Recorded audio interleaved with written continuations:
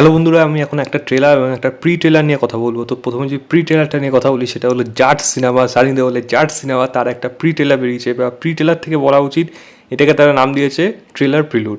তো আপনারা বুঝতেই পারছেন 22 সেকেন্ডে একটা ক্লিপ এসছে এবং সেখানে যা দেখা যাচ্ছে, সানি দেওল ভাই এই সিনেমা যে ফাটিয়ে যাচ্ছে হবে এটা পরিষ্কার বোঝা যাচ্ছে। সঙ্গে ব্যাকগ্রাউন্ড মিউজিকটা যে আসছে, অ্যাকশন কী লেভেলে হবে, কি কেলাবে সানি দেওল, এটা জাস্ট যারা সিনেমা হলে দেখতে যাবে তারা পুরোপুরি বুঝতে পারবে। উধুম মার হবে এই সিনেমার মধ্যে। এবং যা কিছু ফ্যান ট্যান তো দেখিয়ে দিচ্ছে, আরও তো অনেক কিছু হয়তো থাকবে নিশ্চয়ই, যেগুলো এখানে আর দেখালো না, সেটা সিনেমা হলের জন্যই থাকলো। তো এই প্রিলুড বা প্রি ট্রেলার যদি কথা বলি, খুবই ছোট্ট পরিমাণে এসছে এবং সেটা কিন্তু পুরোপুরি মাসি এসছে। মাসি সানি দেওল যেরকম হবে এবং সেখানে মারপিট হবে, এরকম একটা মাসি মোমেন্টের বিজিএম টপ ক্লাস হবে, সেরকমই কিন্তু এটা লেগেছে। তো আমার কিন্তু ব্যাপক লাগলো। দেখা যাক এই কাজটা কীরকম হয়। এবং এটাও জানিয়ে দিল আগামীকাল 24 তারিখ এই সিনেমার ট্রেলার আসছে। দেখা যাক, সেটা নিয়ে কিন্তু প্রচণ্ড এক্সাইটমেন্ট থাকলে আমি এটার লিঙ্ক কিন্তু ডিসক্রিপশনে দিয়ে রাখলাম। এবার যদি ট্রেলারটা কথা বলি, যেটা হলো আশফাক নিপুণের বাংলাদেশের নতুন হইচই বাংলাদেশের নতুন সিরিজ জিম্মি, এবং সেখানে লিড রোলে আছে হলো জয়া আহসান।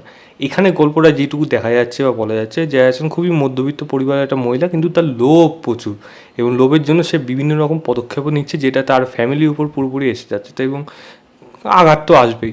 এবং তার হাজব্যান্ড যে রয়েছে, সে যে খুব একটা বেশি যে মানে বিত্তবান বা বলা যায় পয়সার মালিক, তা কিন্তু না। মানে পুরোটাই বলা যায় তার বউয়ের পয়সার উপরই পুরোপুরি সংসারটা চলছে, এরকমই কাইন্ড অফ। এবং এরকমই একটা ঘটনার সময় জয়া আহসান এমন একটা পদক্ষেপ করছে, হতে পারে সেটা মানি লন্ডারিং হতে পারে, বা এখানে অনেক কিছু এরকম ঘটনা ঘটতে পারে যেটা অফিসের আড়ালে সেই ঘটনাগুলোকে ঘটাচ্ছে।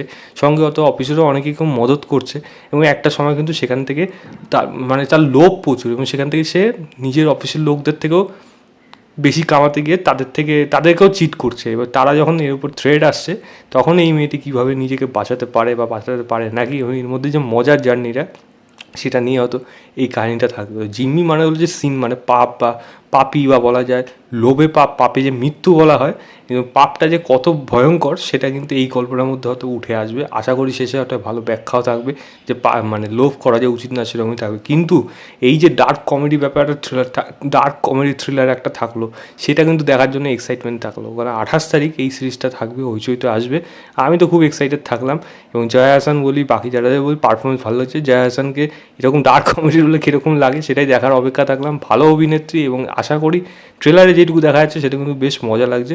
বাকিটা তো সময় বলবো। আশফাক নিপুণের উপর ভরসা আছে। বাংলাদেশে ভালো বেশ কয়েকজন ডিরেক্টরদের মধ্যে আশফাক নিপুণ কিন্তু একজন, এবং সেটা কিন্তু আমার আশা করি এই কাজটা হয়তো ভালো হবে। দেখা যাক সেই কাজটা কীরকম হয়। আমি এটাও লিঙ্ক দিয়ে রাখবো ডিসক্রিপশনে, আপনারা অবশ্যই গিয়ে চেক করবেন, চেক করে জানাবেন আপনাদের কেমন লেগেছে। তো এই ছিল আমার ওভারঅল ট্রেলার রিয়াকশন অফ জিম্মি এবং প্রি ট্রেলার বা প্রিলুড অফ জাট। ভিডিওটা ভালো লাগলে লাইক, শেয়ার, চ্যানেলটাকে অবশ্যই সাবস্ক্রাইব করে দেবেন।